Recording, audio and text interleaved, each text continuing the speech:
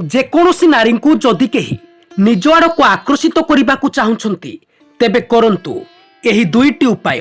ସୁନ୍ଦରୀ ଝିଅଙ୍କୁ ଆକର୍ଷଣ କରିବାକୁ ଅନେକ ଚିନ୍ତା କରନ୍ତି, କିନ୍ତୁ ସବୁ ପୁଅଙ୍କ ପାଖରେ ଏହି କଳା ନଥାଏ ଯେ ସେ ଜଣେ ସୁନ୍ଦରୀ ଝିଅଙ୍କୁ ପଟାଇ ପାରିବେ। ଜଣେ ଜଣେ ପୁଅ ଅସୁନ୍ଦର ହେଲେ ମଧ୍ୟ ସୁନ୍ଦରୀ ଅପ୍ସରା ଭଳି ଝିଅଙ୍କୁ ପଟେଇ ଦିଅନ୍ତି। ଏହା କିପରି ସମ୍ଭବ? ଆପଣ ନିଶ୍ଚିନ୍ତ ଭାବିକି ଆଶ୍ଚର୍ଯ୍ୟ ହେଉଥିବେ। ଆପଣ ଜାଣନ୍ତି ପ୍ରାୟତଃ ପ୍ରତ୍ୟେକ ପୁରୁଷଙ୍କ ମନରେ ଚାଲିଥିବା ଚିନ୍ତାଧାରା ହେଉଛି ଯେ ସେ କିପରି ସେହିପରି ଜଣେ ସୁନ୍ଦରୀ କାମିନୀ ମହିଳାଙ୍କୁ ପ୍ରଭାବିତ କରିପାରିବେ। ଆଜି ଆମେ ଆପଣଙ୍କୁ ଚାଣକ୍ୟ ନୀତି ଦ୍ୱାରା କହିବାକୁ ଯାଉଛୁ, ପୁରୁଷଙ୍କ ଅପେକ୍ଷା ସ୍ତ୍ରୀଙ୍କ ଠାରେ କାମନା ଅଧିକ ରହିଥାଏ। କେତେକ ଲୋକମାନେ ଜାଣିବାକୁ ଚାହାନ୍ତି ଯେ ସେମାନେ ନିଜ ଆଡ଼କୁ ଜଣେ ମହିଳାଙ୍କୁ ଆକର୍ଷିତ କରିବା ପାଇଁ କ'ଣ କରିବା ଉଚିତ।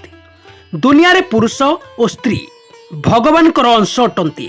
କୁହାଯାଏ ଯେ ପୁରୁଷ ବା ସ୍ତ୍ରୀ ଯାହା ଆଚରଣ କରିଥାନ୍ତି ତାହା ଆମ ଚିନ୍ତାଧାରା ଅନୁଯାୟୀ କରିଥାଉ। ଭଗବାନ ସମସ୍ତଙ୍କୁ ଅଲଗା ଅଲଗା ଭାବନା ଓ ଚିନ୍ତାଧାରା ଦେଇଛନ୍ତି। ଆଜି ଆମେ ଆପଣଙ୍କୁ ଏହି ବିଷୟରେ କହିବୁ।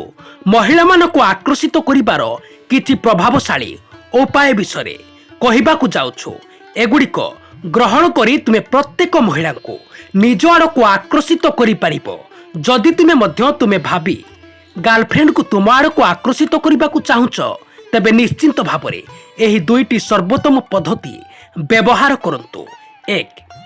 ଯେଉଁ ପୁରୁଷ ନିଶ ରଖୁଥାନ୍ତି ତାଙ୍କ ଆଡ଼କୁ ମହିଳାମାନେ ଅଧିକ ଆକର୍ଷିତ ହୋଇଥାନ୍ତି, କାରଣ ନିଶ ପୁରୁଷପଣିଆକୁ ଦର୍ଶାଇଥାଏ ଓ ଏହିଭଳି ପୁରୁଷମାନେ ବିଛଣା ଉପରେ ମହିଳାମାନଙ୍କୁ କେବେ ବି ନିରାଶ କରନ୍ତି ନାହିଁ।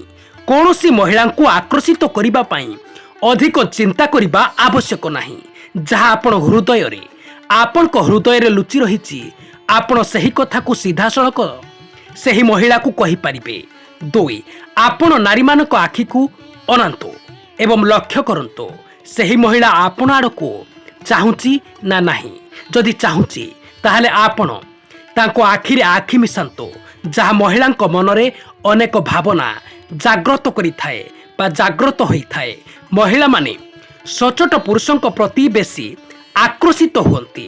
ଯଦି ଆପଣ ନକାରାତ୍ମକ ଚିନ୍ତା କରୁଛନ୍ତି ତେବେ ମହିଳା ଆପଣଙ୍କ ପ୍ରତି ଆକର୍ଷିତ ହେବେ ନାହିଁ। ମହିଳାମାନଙ୍କୁ ଆକର୍ଷିତ କରିବା ପାଇଁ ତୁମେ ନକାରାତ୍ମକ ଚିନ୍ତାଧାରା ବା ନକାରାତ୍ମକ ଭାବିବା ବନ୍ଦ କରିବା ଜରୁରୀ। ପୁରୁଷମାନେ ଅନ୍ୟମାନଙ୍କ ପ୍ରତି ଅଧିକ ଆକର୍ଷିତ ହୁଅନ୍ତି ଯେଉଁମାନେ ଅନ୍ୟମାନଙ୍କୁ ସମ୍ମାନ କରନ୍ତି ଏବଂ ମହିଳାମାନଙ୍କ ସହିତ ଭଲ କଥାବାର୍ତ୍ତା କରନ୍ତି। ଯଦି ତୁମର ଗାର୍ଲଫ୍ରେଣ୍ଡ କିଛି କହିବାକୁ ଚାହାନ୍ତି ତେବେ ତୁମେ ସେହି କଥାକୁ ବୁଝିବା ଜରୁରୀ, ଯାହାପରେ ଗାର୍ଲଫ୍ରେଣ୍ଡ ଆପଣଙ୍କ ପ୍ରତି ଅଧିକ ଆକର୍ଷିତ ହେବା ଆରମ୍ଭ କରିବ। ସବୁବେଳେ ହସୁଥିବା ପୁରୁଷଙ୍କୁ ପୁରା ଦୁନିଆ ଦେଖୁଥାଏ, କିନ୍ତୁ କାନ୍ଦୁଥିବା ପୁରୁଷଙ୍କୁ ଦେଖିବାର ସୌଭାଗ୍ୟ କେବଳ ନିଜର ପ୍ରିୟତମା ସ୍ତ୍ରୀଙ୍କୁ ହିଁ ଜଣାଥାଏ। ଦର୍ଶକ ବନ୍ଧୁ, ଭିଡ଼ିଓଟି ଭଲ ଲାଗିଲେ ନିହାତି ଗୋଟିଏ ଲାଇକ୍ କରନ୍ତୁ ଏବଂ ଆପଣଙ୍କ ପ୍ରିୟଜନଙ୍କ ସହ ଭିଡ଼ିଓଟିକୁ ସେୟାର କରିଦିଅନ୍ତୁ। ଆପଣ ସମ୍ପୂର୍ଣ୍ଣ ମାତ୍ରାରେ ଭିଡ଼ିଓଟିକୁ ଦେଖିଥିବାରୁ ଆପଣଙ୍କୁ ବହୁତ ବହୁତ ଧନ୍ୟବାଦ।